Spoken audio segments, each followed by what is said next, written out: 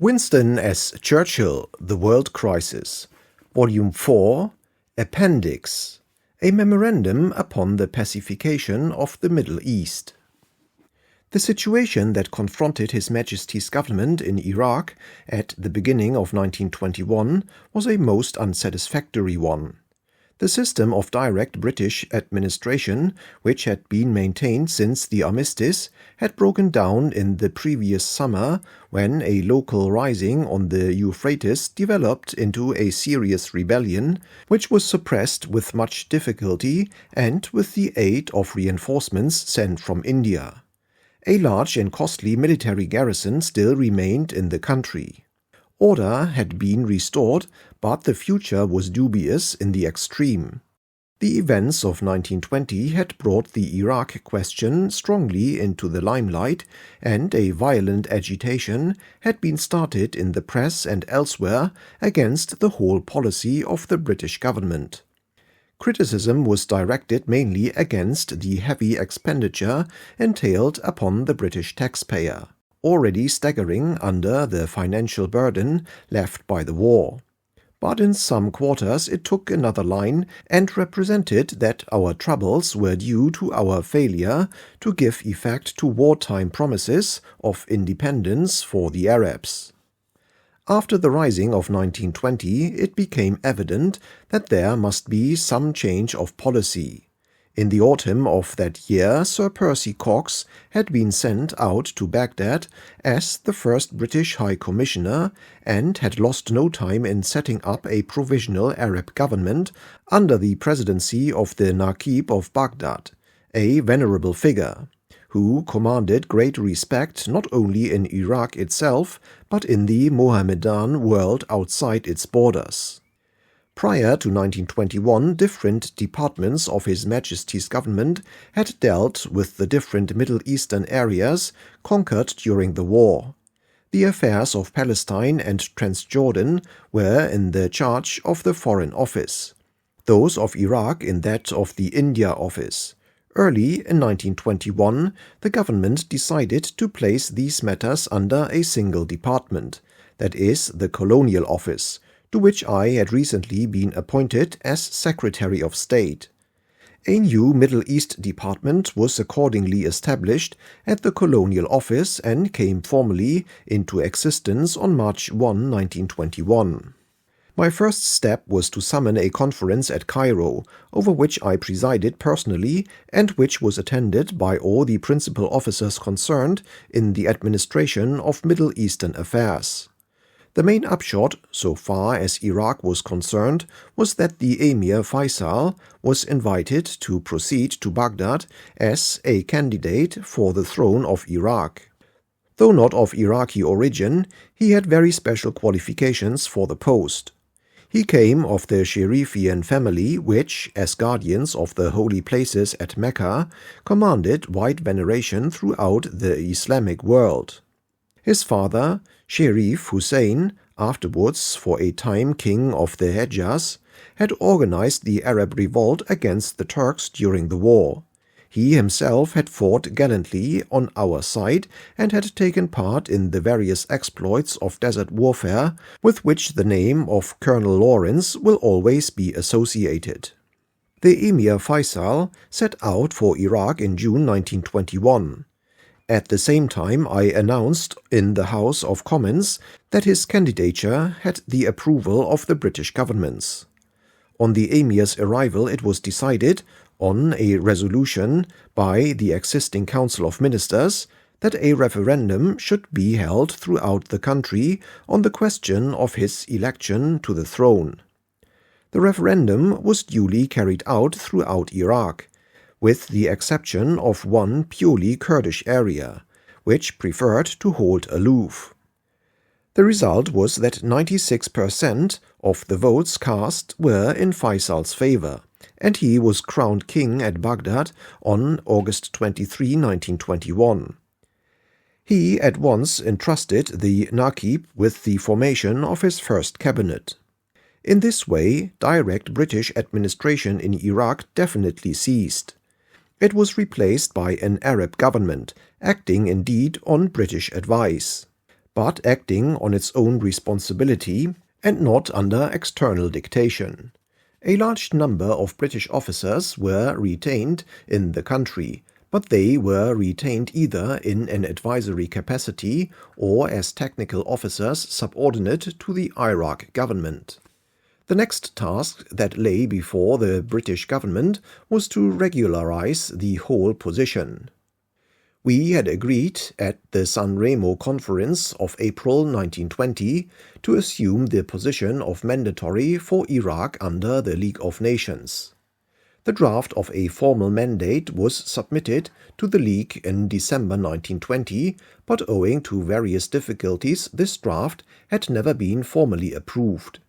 In October 1921, we obtained a kind of ad interim authority from the League in the shape of a letter from the President of the Council inviting us to continue to carry on the administration of Iraq in the spirit of the draft mandate until such time as the position should have been regularized.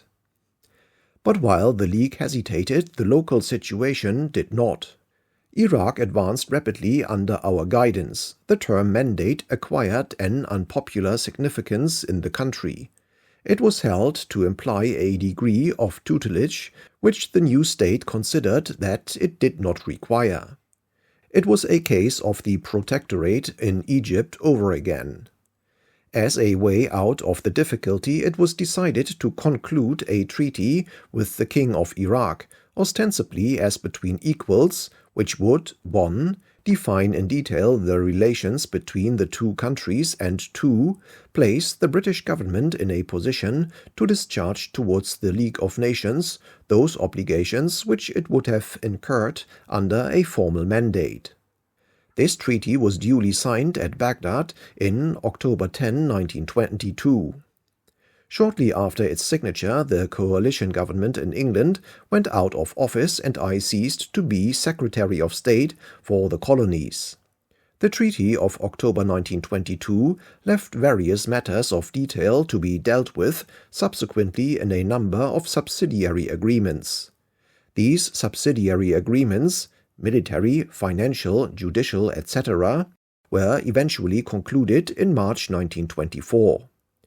In September 1924, the treaty and agreements were laid before the Council of the League of Nations and were accepted by them, with the addition of certain other assurances given by the British government as giving adequate effect in respect of Iraq to the mandatory principle as defined in the Covenant of the League. By this means, the whole position was eventually placed on a regular juridical basis. Internally, the progress of the Iraq state has been marked by successive constitutional steps. The first step was the election of a constituent assembly, whose business was to frame a constitution for the country. This was done in the form of an organic law passed by the Assembly on July 10, 1924. Having discharged its functions, the Assembly was dissolved and was replaced in due course by the first Iraq Parliament, which came into being in 1926. A question which long caused much trouble both externally and internally was that of the Turco-Iraq frontier. The Turks claimed the retrocession of the whole of the Mosul Vilayet. That is about 1/3 of the whole country, including the most fertile areas. The Treaty of Lausanne from 1923 left the question open. Much controversy raged over the matter, and at one time there was serious danger of hostilities with the Turks. Ultimately, the matter was referred to the League of Nations, and a frontier was laid down, which maintained the rights of Iraq over practically the whole Vilayet. The Turks accepted the fait accompli. The frontier was delimited by a mixed commission without serious friction, and friendly relations have not since been impaired. Of the other matters dealt with by the Cairo Conference, it is not perhaps necessary to say much. As regards Palestine, the conference did little more than confirm the policy previously adopted and still maintained. In Transjordan, there have been developments. The Amir Abdullah, a brother of King Faisal of Iraq, was permitted to establish himself as ruler of the country. The experiment has on the whole been a success. The Amir's government, though it left a good deal to be desired in its early stages, has shown marked improvement of recent years. Public security and public contentment have definitely improved. We have during the past year concluded a treaty with the Amir very much on the lines of that with King Faisal, providing for a constitutional regime in Transjordan. This treaty awaits ratification. Turning again to Iraq, it is necessary to mention one further change of the highest importance that was introduced in 1922. In October of that year, military control in the country was transferred from the War Office to the Air Ministry. It may safely be claimed that the change has proved an immense success. It has resulted in a progressive reduction in the cost of the garrison and consequently in the burden imposed on the British taxpayer. At the beginning of 1921, the strength of the British garrison in Iraq stood at 32 battalions, plus artillery, engineers, etc.